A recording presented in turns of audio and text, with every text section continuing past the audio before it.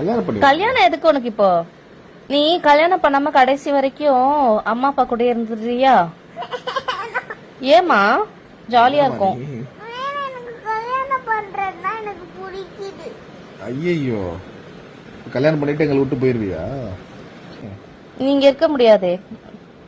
அந்த பையன் வந்து கூட்டிட்டு போயிடுவான். போறியா போ எங்களை விட்டு?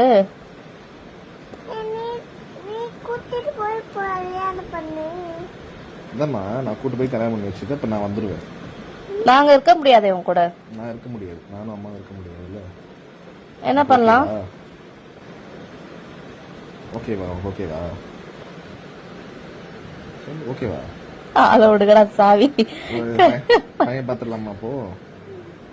சரி, எந்த பையன் பிடிச்சிருக்கு உனக்கு? ராஜ்குமார்.